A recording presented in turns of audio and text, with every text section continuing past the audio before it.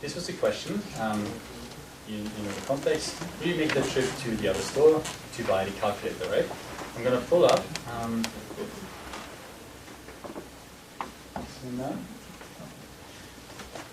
So we'd like to make a trip to the other store. It looks like quite a few people would say yes to that.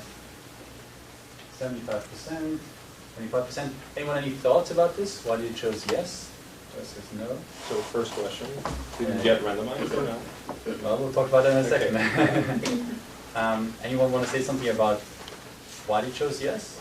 Did it seem like a good idea or a good deal? Actually, the reason I chose yes is because I read an article this morning that was talking about ways to save money, and it was saying that when we have a choice like that, we usually don't make the trip. But if we do, then we can actually save more money in the long run, and I was thinking about that. Oh, interesting. Okay. Yeah? Well, I think it depends on the marginal cost of extra time. Like if you earn $2,000 an hour, then you're probably not going to make it. But since the trick, since we're kind of students, a lot of student debt, $10, well, for 15 minutes, it's okay. All right, interesting, yeah. Yeah, I guess I was doing the same thing, but what I've always been told as a general rule of thumb is take your hourly rate, and then 1/3 of that should be the rate for your leisure time. And I was like, no, that's less than my rate for my leisure time. So. Okay, interesting. I haven't heard of that rule actually. Let's see if I work by that. We looked at it about percentages. It's 66% off in the other place. So you had probably smart idea there. Interesting. I did that as well, actually, like all the calculations, and I thought about how much I earn per hour and things like that. But realistically, at the end of the day, if I'm already in one place, I'm not going to go somewhere else. Interesting. I couldn't be bothered. So the math didn't work out? No, I mean, I did the math. Yeah. But like, it wasn't worth it. It's not worth it. Yeah. Okay. Yeah. Interesting. Yeah. Yeah, I did the math. It's a saving of $10. It's an hourly saving at the rate of $40. To me, it would depend on a lot of factors. Do I have an important call or meeting coming up, or do I have free time? Is it pouring rain or snow, or is it really nice weather? Right. I thought if it's like today, nice weather, wouldn't mind taking a walk. Don't have anything to do immediately, I might do it. Otherwise, I wouldn't. So I voted yes, but in the absence of a lot of relevant factors. That makes a lot of sense, and I think that's exactly right. A lot of the things that have come up so far have to do with context dependence, right? Like the way maybe I feel about this, or if it's worth my time, do I want to take a stroll through nice sunshine?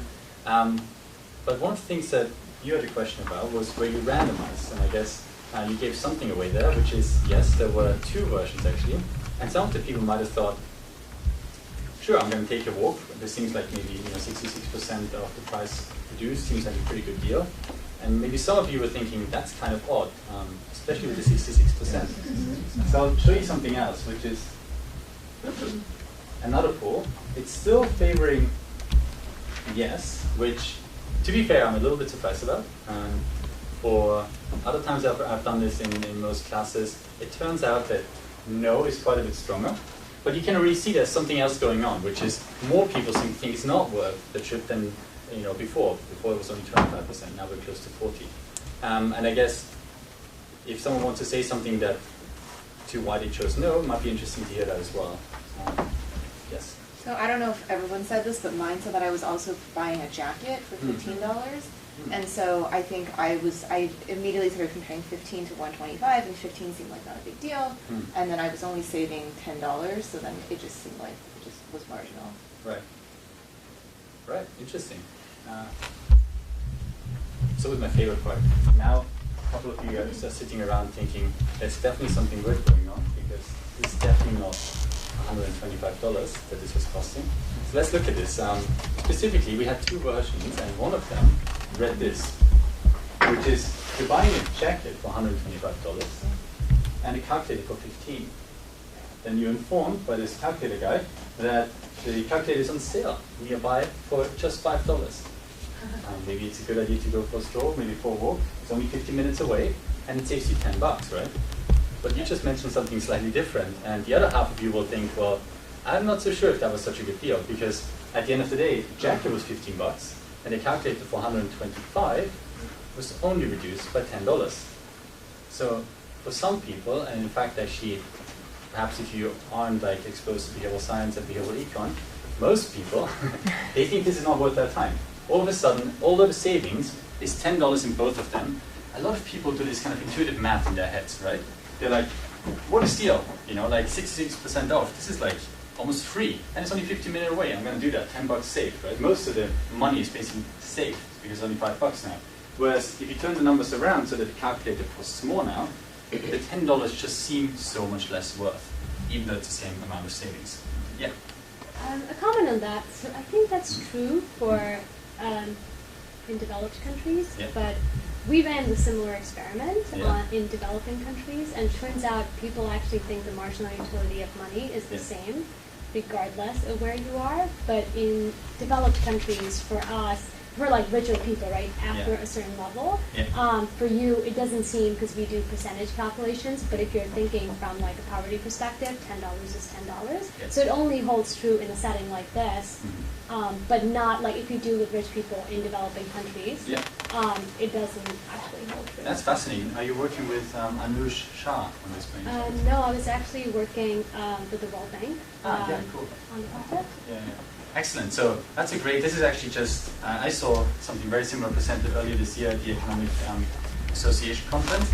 And Anush Shah, who's a professor at UChicago, has exactly that point. He's in fact making the point that when you have maybe a bit more wealth, all of a sudden some other biases can creep in, like this one perhaps. Whereas when you're, poor people are often seen as like making sometimes very irrational choices. But he brings up one of those examples and says, no, you know what? In some cases, they can actually make really rational decisions because you know what? $10 really matters for them. And so they're not going to fall for this trick, whereas maybe wealth can sometimes do that. So there's some interesting and important boundary conditions to this, which we're probably not going to touch on all of them, but you should certainly think about that because every decision that we make, obviously, we do in a certain context. We can try to control some of it with our experiments and then the architecture around it, but there will be other factors you might not know about. So this is super interesting. I'm glad you brought that up. Yeah. So if anyone thinks this is kind of strange, let's see what the second experiment tells us. You never know if this is going to work actually in class. So I'm always excited to see if you guys. We ran something like 4 years ago, and it worked perfectly. I don't remember what the example was. And then the Washington Post or someone covered it, and then 2 years later we ran it again. Everyone just got it, and they're like, well, obviously, it's such an obvious example. And so obviously you can learn how these things are coming into our popular culture. I'm very curious about this one because I did run this last time 2 years ago, and I've been told it's more popular now. So yeah. I was just curious, have you done examples where you've asked both versions A and B in succession, maybe in a random order to the same group? Yeah, fascinating. That's a good point. I haven't, but there's research that's called joint versus separate evaluation, actually by Max Spacerman and collaborators. And what they find is very often our comparison, as soon as we have two things in front of us, our comparison mindset becomes a lot more rational because we start focusing on things that may matter a bit more. And just to give you some very important context in hiring, if you think about very typical stereotype categorization, if you're hiring for a position that's like computer science, engineering kind of thing, and you have men and women, bring in their scores on how well they program, turns out people are unsurprisingly pretty prejudiced against women because for some reason engineers must be male, and so they think, well, if I look at the CV or the score, they're doing better. But this goes completely away if you put them right next to each other, even with information about their gender, and you say, who did better? Instead of having them just look at one of them, and then they start bringing in all the, this implicit bias that discriminates perhaps against women who might be just as good or better in programming, and just looking at one applicant at a time can make you much more biased. And if you look at both of them, you're like, well, clearly either the woman or the man was better or not. And so then you can make a decision and the bias goes away mostly. Turns out though, what I found interesting is it works both ways. So for more creative jobs, people have this association that women are better at it. And again, it goes away when you put them next to each other. So I think that's a fascinating idea to just get people into the habit of not making decisions necessarily in isolation. Yeah. How much, I feel when we just fill out some questions, that could be completely different than what we actually do. Yeah. So how much can we believe a questionnaire? If we role play, I think it increases the chances of it. No, it's fascinating. So there are different opinions on this. I'm going to give you my take on it. There's, in terms of research fields, there's a slight difference. economists are very, very strong on this idea of incentive-compatible behavior, which means just asking someone on a survey, like, would you do such a thing? Like question 2 here, would you give money to a complete stranger? They think that's not actually very insightful because you're not actually giving your own money away. If it were your own money, that really means, you believe in this kind of thing. Psychologists tend to be across the board there. Some people think, yes, it needs to be incentive compatible, and some think, hypothetical questions are good enough. So I think there's differences in opinions. I am also more on the idea that we can try to make this incentive compatible. And so question 2 was part of one of many experiments that I did for my PhD, and I can tell you that it usually, people are a little bit more generous when you ask them hypothetical questions, but the general idea that people give when you give them a pot of money, they could keep everything for themselves, and many people give money away.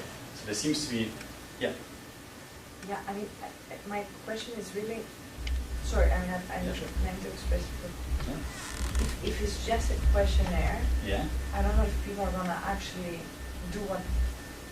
say what they actually would do in that case. Okay. Like if you had us all and it was like a case like that, with a calculator and the jacket or whatever, the next thing, and we were actually there, and it was like an actual, not even literal, it was actually an environment that it was, I think you could get completely the opposite results.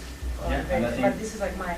That's a fair concern. Actually, one reason why these field experiments and much of the research is now trying to also tackle the same questions we have done in the lab, now in the field as well.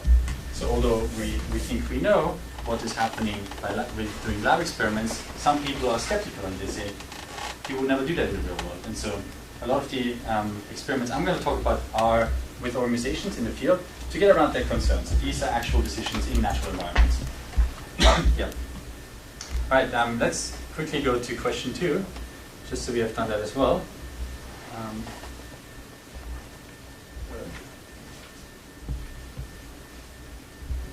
So this was the first group.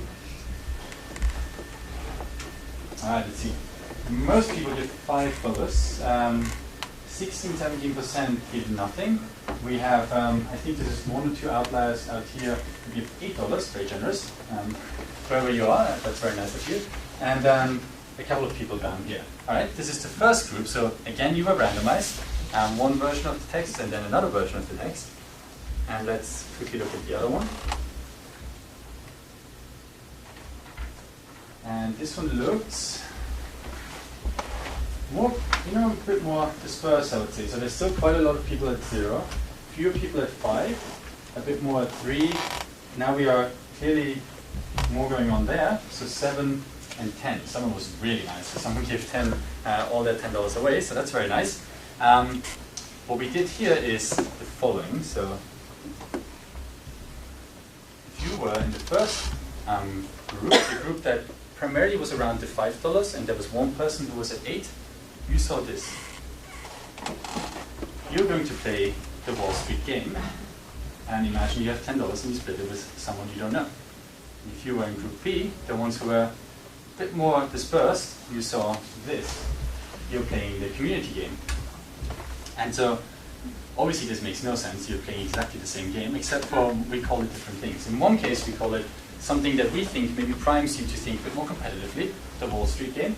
And the other one, we're going to somehow prime you with this idea that it's a community. We're all nice, we're all good people, and whoever it was who gave $10 really seemed to think that this is about being a partner in a good community. So in many ways, we're way too small a sample to make any conclusive evidence from this, but it's interesting to see how these framing effects can also be very important in our decisions. And often we're not aware of what these things are called, right? Any thoughts about this before we move on? Do you believe it, by the way? Or have you seen this before?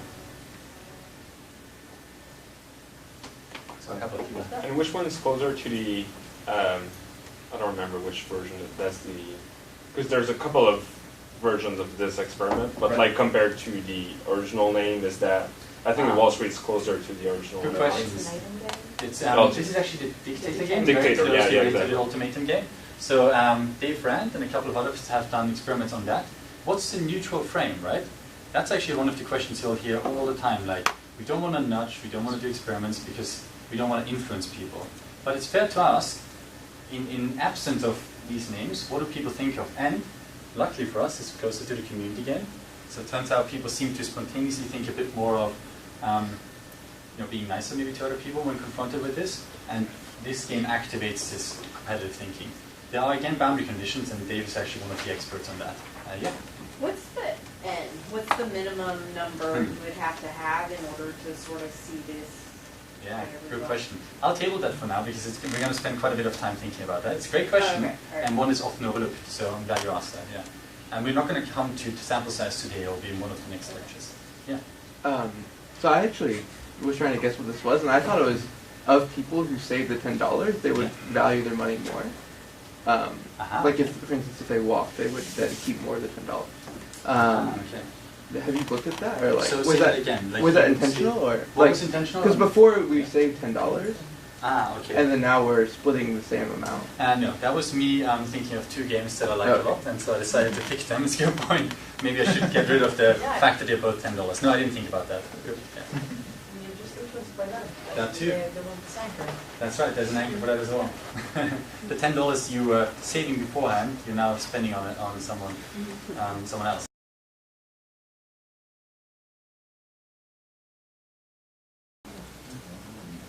This was the question.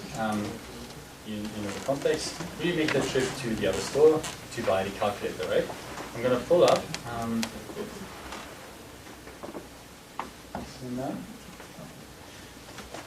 So we'd like to make a trip to the other store. It looks like quite a few people would say yes to that. 75%, 25%. Anyone any thoughts about this? Why did you choose yes? Versus no? So first question, did you get randomized or no? Well, we'll talk about that, and I think that's exactly right. A lot of the things that have come up so far have to do with context dependence, right? Like the way maybe I feel about this, or if it's worth my time, do I want to take a stroll through nice sunshine? But one of the things that you had a question about was where you randomized, and I guess you gave something away there, which is yes, there were two versions actually, and some of the people might have thought, sure, I'm going to take a walk. This seems like maybe 66% of the price reduced seems like a pretty good deal.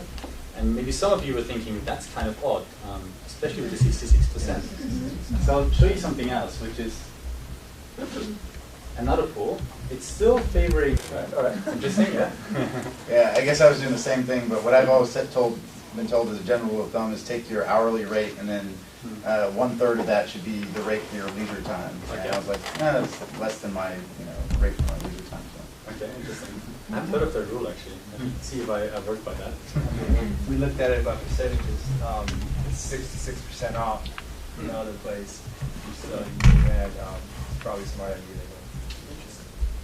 I did that as well, actually, like all the calculations, and I thought about how much I earn per hour and things like that. But realistically, at the end of the day, if I'm already in one place, I'm not going to go somewhere else. One second. Anyone want to say something about why you chose yes? Did it seem like a good idea or a good deal? Actually, the reason I chose yes is because I read an article this morning that was talking about ways to save money, and it was saying that when we have a choice like that, we usually don't make the trip. But if we do, then we can actually save more money in the long run, and I was thinking about that. Oh, interesting. Okay. Yeah? Well, I think it depends on the marginal cost of extra time. Like if you earn $2,000 an hour, then you're probably not going to make the since we're kind of students, a lot of students there, $10, well, for 15 minutes. It's interesting. So the math didn't work out. No, I mean I did the math. Yeah. But like it wasn't worth it. It's not worth it. Yeah. Okay. Yeah. Interesting. Yeah. Yeah, I did the math. It's a saving of $10. It's an hourly saving at the rate of $40. To me, it would depend on a lot of factors. Do I have an important call or meeting coming up, or do I have free time? Is it pouring rain or snow, or is it really nice weather? Right. I thought if it's like today, nice weather, wouldn't mind taking a walk. Don't have anything to do immediately, I might do it. Otherwise, I wouldn't. So I voted yes, but in the absence of a lot of relevant factors. That makes a lot of sense.